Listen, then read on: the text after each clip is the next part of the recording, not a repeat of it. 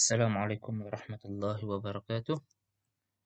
Today, in this video, I want to discuss one example. As you can see in this slide, the spool has a mass of 8 kg and has a radius of gyration of kg is equal to 0.35. If the cords of negligible mass are wrapped around the inner hub and outer rim, as shown, determine the spool angular acceleration. So you can imagine here, if we have a 100 Newton forces acting upward, so you can assume that this spool rotate clockwise. Okay, try to rotate these figures, the whole figures, to 90 degree 90 degree clockwise. You can see that if I can redraw this spool is something like this. I flip it 90 degree to the right. So this one 100 Newton. And then you have another chords here. Alright. So it moves. You can imagine that in this figure, it moves up and down. Okay. If you flip it, of course, when it goes up and down, looks like it goes left and right. Okay. It doesn't move up and down if you flip it. Okay. So you can see here in this case, looks like the chord here. I can put the chord A here. Is like a rigid floor. Rigid floor. This chord doesn't move. This chord doesn't move. It doesn't move. Looks like a rigid floor. When it's a rigid floor, what can you say, class? You can say that this looks like this is a it doesn't move when this is point is IC. This point A is point IC. It has zero velocity. Alright. Just to show you how you can imagine this one, you can assume this one as a IC. Alright. Okay. But for this case, since it is IC, but it doesn't have like we did in the previous topic for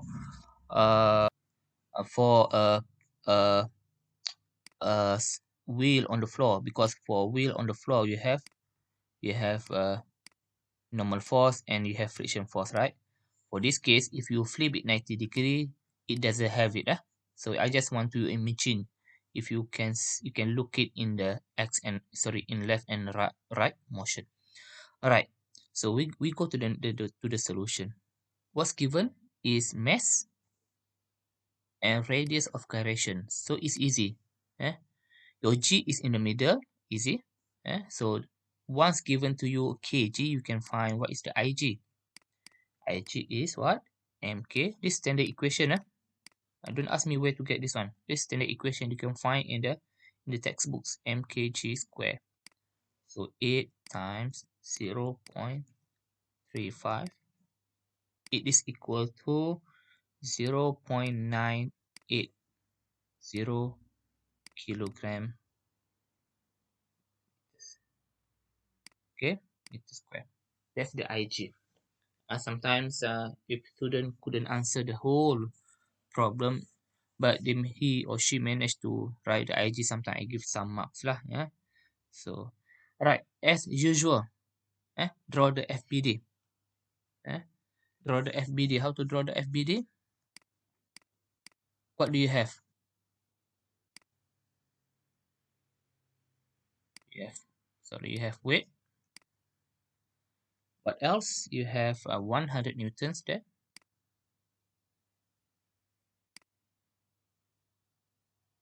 100 newtons there. And then you have the tension of this cable T. But remember, if your cords means that you have tension. Okay. So the kinetic diagram, you have what? You have alpha and you have A, G, Y. Because let's say you draw the coordinate system, you have X, you have Y. So AG is AGY is there, but there is no AX lah. Yeah? If you do, if of course you have to come up with this solution as well. Yeah? If you draw the, if you, as usual, to the right is positive. Fx is equal to MA Gx X. So what's the summation of force in X? No, there's no force in X. So 0. Since this one is 0, of course on the right hand side is also 0 because AGX is 0 lah. So this equation means nothing lah to you. Nothing. Okay, but you have to do lah to check it because basically when I do the solution, I start with summation of F in X. But from the figure itself, sometimes you can see that when there's no F in X, so you can leave it lah, and you don't have to do this one. But to be careful, just write it. And the summation of F in Y, top is positive. If M A G Y, what the force in Y, you have 100 Newton positive, plus T is also positive, and weight. And weight to the going down, we put it negative. Okay, negative. 8 times 9.81. 8 times 9.81. You can solve it. This is just a mathematics, just a number. And equal to M is 8 kilogram. What is AGY? AGY we don't know. How many unknowns here? You have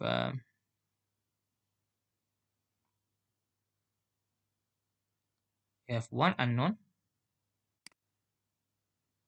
and AGY is also unknown. You don't know it, okay? But you haven't solved this one. Since you have one solution, one equation, and two unknowns, so you need one more equation. What's the equation? So the next equation is summation of moment. Okay, where should we choose the summation of moment?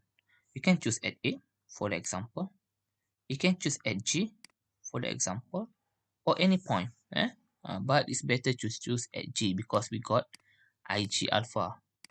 IG alpha just now. We have calculated the IG. So let's say counterclockwise is clockwise is positive, for the example. So what's the summation of moment here? At G, of course, we have 100 Newton times 0.2. It's positive, because this force create a clockwise moment. Okay, and then it gives you positive. So 100 Newton times 0.2. Weight is not counted because weights come from this, exactly from this, it come out from point G. Okay, so you have T as well, T, but T is clockwise, sorry, counterclockwise. When counterclockwise, referring to point G, it create a counterclockwise motion moment, so it gives negative. So T times 0.5. What is IG? IG we have calculated just now, 0.980 times alpha. Alright, the importance of explaining this one before. Okay, this case.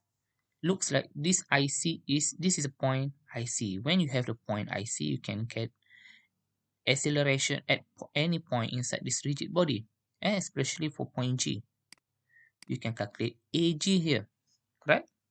AG, for example, AG is equal to R alpha. R is from G to point A or point IC. Okay, so you need one more equation, one more equation for no slipping problems. No slipping problem. So for no slipping problem, we have equation of A G. This is our the additional equations come in. Is equal to R G G to A, G to A times alpha. Okay, so means that from these from these two equation, we have T first unknown, AG second unknown. Here also you got T. I put the remark as one lah, similar to this one, and alpha third one. Third one. Okay, but the third one here, okay, is come from this equation. Alpha AY is equal to RG alpha. It means that the first equation here, AG alpha, you can replace by, I write it here. I write it here. 100